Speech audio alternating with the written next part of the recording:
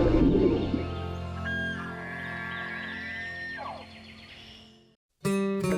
Afield. Every week, Kentucky Afield brings you features on hunting and fishing across the state. What a nice fish. It's an opportunity to hopefully get that bird in the lake. Hey, we got another one over here. There he is. Ooh, a nice one too. Boy, he's healthy. What do we got? That was awesome. Got the first belt. Barely made it out of the field. Got one. Big smallmouth. Very nice. Double point, they're in there. There they go. Look at that joker. Woo. That's a good one there. Look at that. Beautiful. Whoa, this is a good one. That's better than good, Chad. Hello and welcome to Kentucky Afield. I'm your host, Chad Miles. Join us as we journey the Commonwealth in search of outdoor adventure. This week, we're going to beat the heat and do a little bass fishing at night. Then we're going to catch up with biologists on Red River Gorge and find out how they get trout into some tricky situations. But first, we're hitting the Elkhorn Creek in search of smallmouth.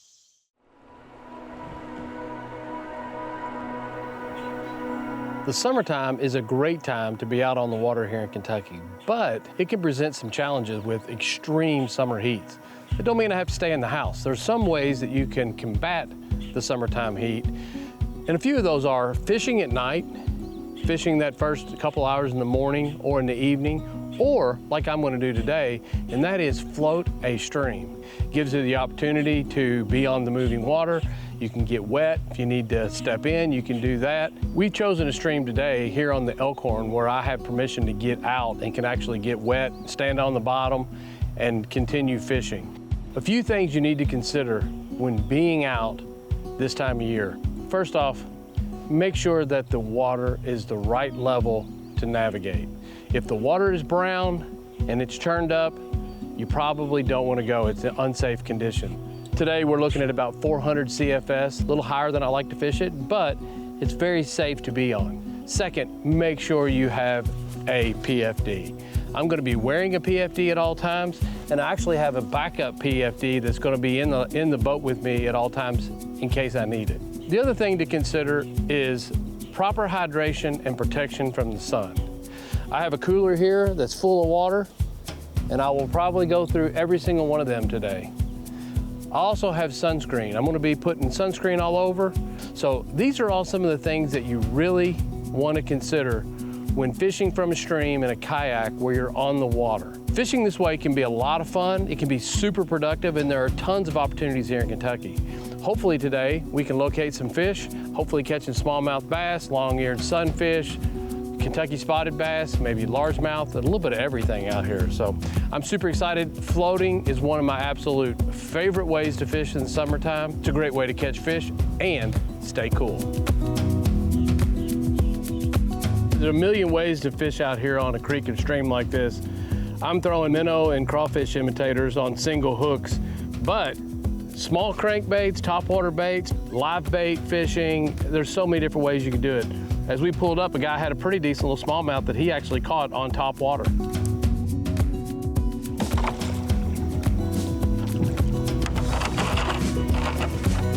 These are exactly the kind of spots that I like to look for here on Elkhorn Creek and any other creek when I'm fishing. When I can find areas where water is coming down and turning and running back upstream, these are great areas to hold smallmouth bass and other fish. The reason being, the bait is doing the exact same thing that the current's doing.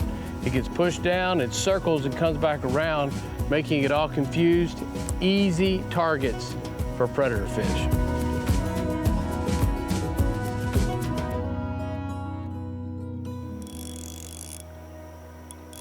Got something on. What do we got here? Oh, it's a nice smallmouth bass. Looky there. This is why you stream fish. Now, obviously you're on Lake Cumberland, you'd go, well, that's a little bitty fish, and you wouldn't think twice about it. But when you start catching 12-inch fish, and they get bigger, but when you start catching 12-inch fish, you can see what type of fight that put up in that current. Beautiful smallmouth bass. This is my favorite fish species to target in the state of Kentucky. And anytime I can get out on a day like this and catch these, sitting here in the shade, nice and cool, that's a good summer day right there. Here we go. I tell you what, these will give you a fight like catching a 5-pounder on a big bait caster and 20-pound test. Look at there, beautiful smallmouth bass. Beautiful hard fighting fish right there.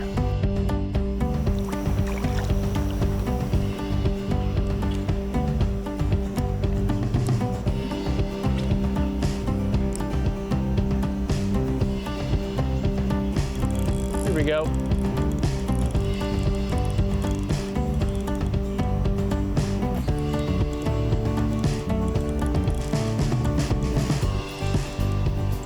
Even this little fish in this current is pulling this drag. Another smallmouth bass. Man, they were in that eddy and now they're also just stacked in this water right here. It's really moving. I don't know, but I'm guessing it's 15 inches deep or less. And these fish are just sitting in here taking advantage of this real fast current. More oxygen, cooler water, gives them the opportunity to get in there and catch that bait fish that's a little disoriented. Little Elkhorn Creek smallmouth, and I mean little.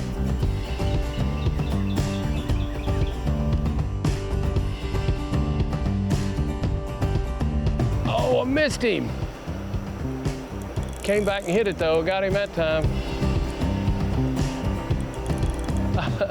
He ain't much, but he sure pulled me out of my bush here. Last couple have been all the same. Little, these are just so common here in Elkhorn Creek. Beautiful little fish. And like I say, if you bring the right type of tackle and you fish light enough, they still put up a good fight. So far, this is what I've been throwing. And when I'm on the creek, I'm either gonna throw a minnow imitator. This is a little 3-inch soft plastic swim bait on an 1/8 ounce head. Now, I change up the weights depending on how much current I got. And for this, it keeps me close enough to the bottom without being hung up all the time. Nothing super special. Many different colors will work. 1/8 ounce head on a 3-inch swim bait. Got him. Here we go.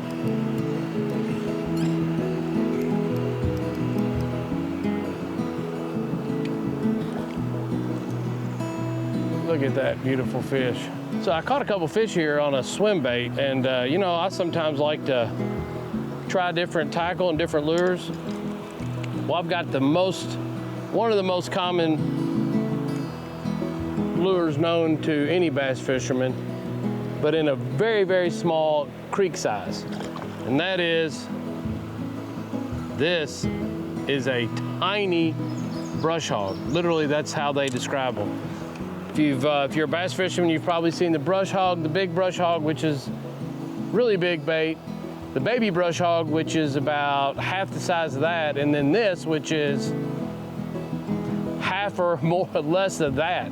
But this is a great little bait. If you want to do a crawfish imitator, a brush hog in the tiny version is a great little creek bait.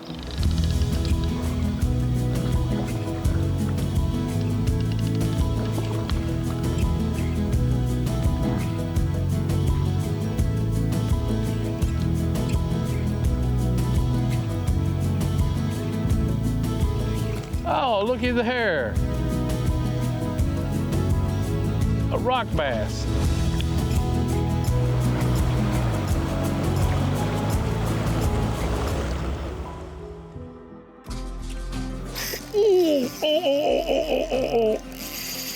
Oh, what have we got here? I sure hope that this is a smallmouth. Oh my goodness. What in the world have I got? I don't know what this is, but I gotta keep putting the line back on the spool because he's taking it off. Looky there.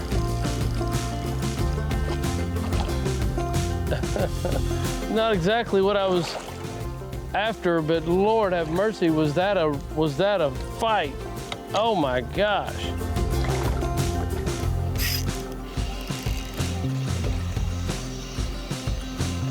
That's a good little spot right here. I'll tell you what, the next day you're sitting in the house and you go, man, it's too hot to do anything whatsoever. A couple options for catching fish. One's at night, but one of the best is to get on a stream, take plenty of water, get your legs wet, stay cool, stay in the shade, just catch smallmouth all day.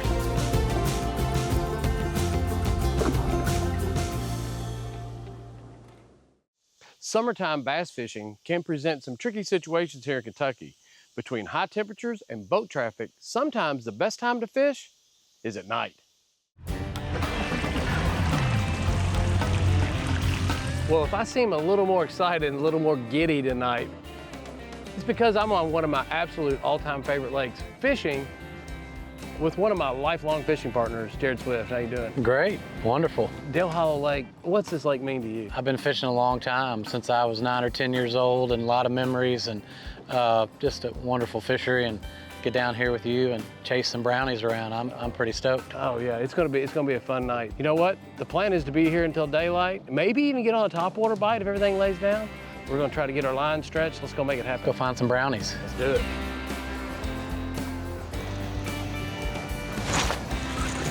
I don't get a good hook set, but he's on there. Oh, come off right there. Really? Literally right there. There we go. That's 2 bites. Yeah, as soon as we found that Little bit of grass. grass. He hit it pretty good. Yeah. Ah, that's a quick release. Quick release. You're already going with the nighttime color in the daylight, so hey, it's working. Right. There you go.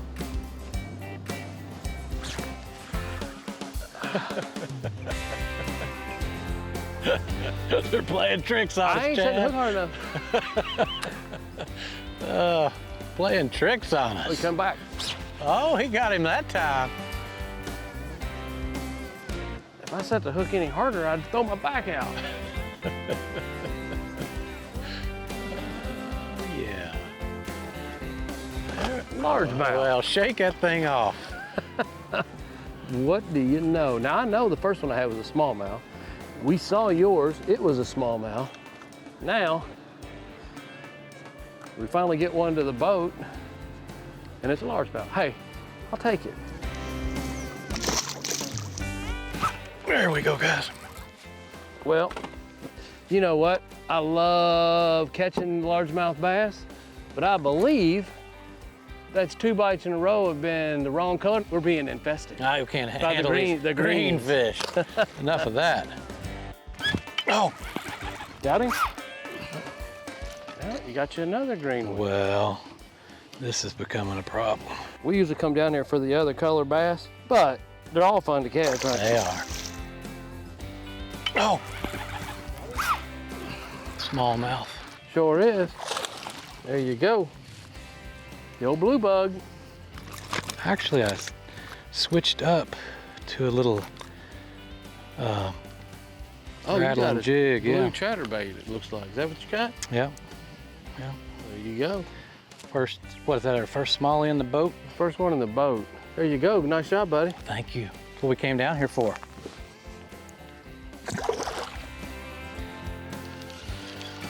Uh-oh. It's the old Google Eye magic. Told you. Yeah, that right there is the reason you come to Del Hollow. Yeah, you come Del Hollow for the old Google Eye fest. That's an eater there. Got him? Yeah, but he's a little one. Oh, wow. Look at that giant. Break out the circle hook. I'll tell you what, this lake's got a bunch of these in here, and they like that grass too. They'll get in there and they'll hit a little jig like that coming across the top. Get you excited. Here we go. He ain't big, but I got him.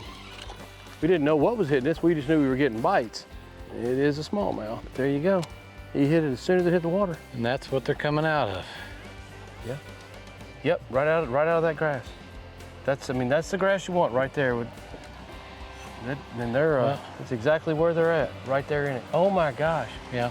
The boat enjoys our spot. Dude, he is, that pontoon right there is in 4 feet of water. Well, I think we can move now. We probably are done. Fishing was good right there until this guy decided to to go in 4 feet of water between us and the bank. Well, you know, it takes all types, huh? That does.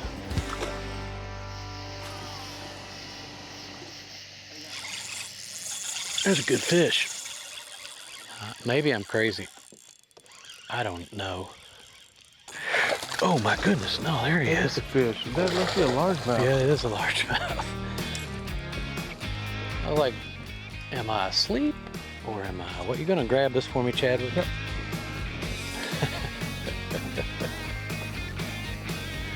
That's a wake-up call. There we go. Look at that. It's a good look on that little hair jig. A little hair jig. A little jig that notoriously, you had it hooked really good. Yeah. Notorious for smallmouth fishing. But you know what? If it looks like a shad, largemouth eat it too. That's a good one. You know, this fish came in like a log or a stick. You didn't even know for sure if you had a fish. I didn't. Yeah. Very nice. There you go.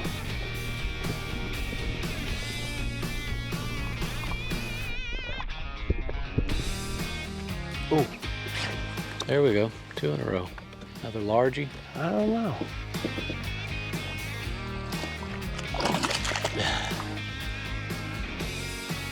Come here. Got it. Go. There you go. Cool deal. You know what? That was back-to-back cast. Yeah. We have been kind of struggling the last little bit, and we moved more shallow, which might be why we're catching largemouth. But the fact is, we're not finding smallmouth out in the grass mats on the main lake. Right. So we came in, and lo and behold, back-to-back casts, caught 2 pretty good largemouth. Mm-hmm. Hey, tonight, beggars can't be choosers. We'll take it. We'll take it. Hey, thank you. Yeah, Got him that time. largemouth. Bacon largemouth. What do you know? We're catching too many largemouth today. This was a spot I thought maybe, just maybe, we'd get in here, catch a small one. Oh, wow. Uh-oh. There was one. Did you get bit? Yeah. You know, not a bad fish though. Largemouth, smallmouth eat the same thing. Apparently the blue chigger crawl. Stretch your string. There you go. Not bad.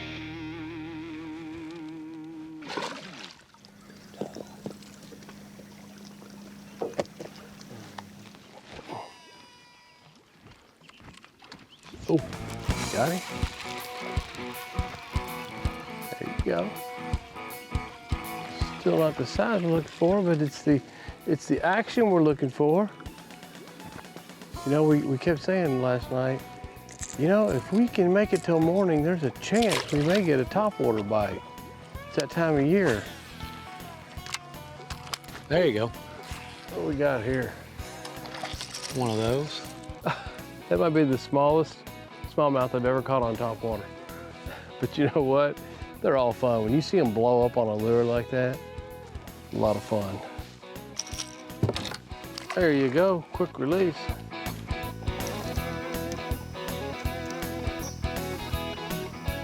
A lot of bait here. Got him. Got him. Could be that fish that just jumped. Nice big old brownie. We'll take it. Big brownie. There's a double. You got him? Yep. Another big one out here, Chad. Now, come on. There you go. Little double action right here. Morning time. Mine's a little poor, but long, but looks like he's on the decline.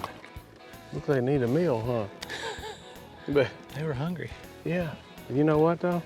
That's why you stay to daylight.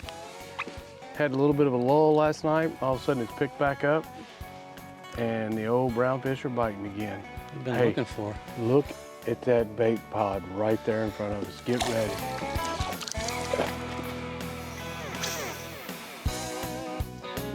Here we go.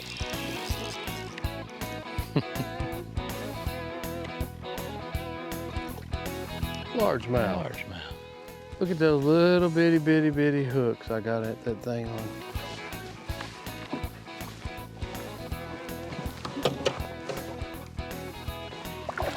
There you go. Now that's a healthy fish. Mm-hmm. Those smallies were a little thin. Got a little size to him. A little pretty thick across the back. That's a pretty good fish.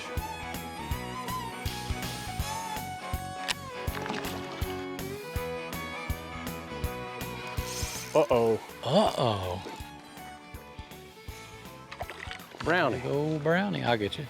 You got it? I'll get you.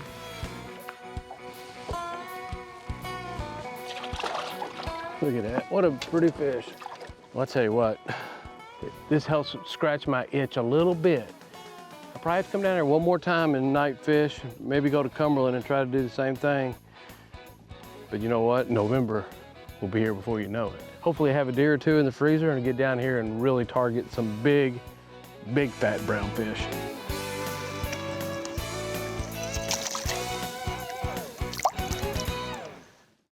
The next time you take a hiking trip in the Red River Gorge, you may want to consider taking a fishing pole.